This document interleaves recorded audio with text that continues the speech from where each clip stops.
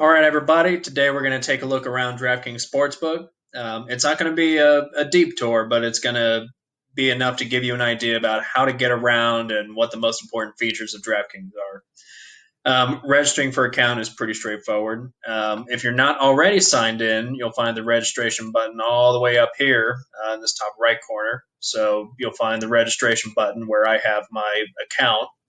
And the first time you sign in, you might get taken to the daily fantasy site instead. So, if the camera catches up. So here's the DraftKings daily fantasy site. This is not the sportsbook, but sometimes when you log in or register for the first time, you end up here. You can just switch over between the sportsbook, the daily fantasy site, and the casino, depending on which state you're in. Now, on the DraftKings homepage, you've got your live in-game betting.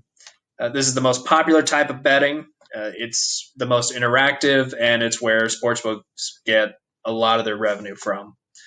So you can scroll on down and see that we're toward the end of the Spurs and Magic game. The Spurs are winning by a really significant margin, and you can see that they're live in the fourth quarter.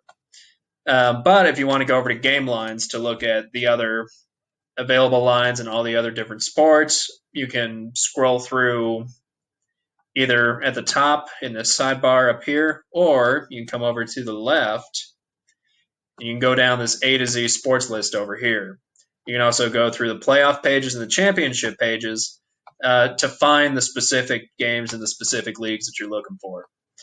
Now, if we scooch on over to the promos tab, you can see all the promotions that DraftKings has available. Let's see if my little bubble pops back up down here.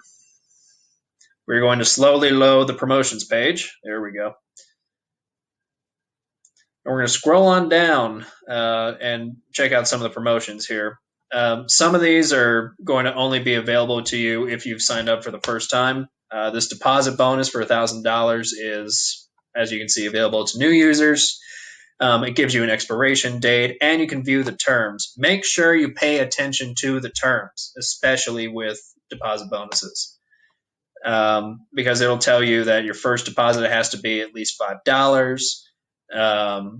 It'll tell you exactly how much you have to deposit and what kind of odds that you have to bet on to redeem your bonus. So those are 3 quick ways to get around, and hopefully this gets you started with DraftKings.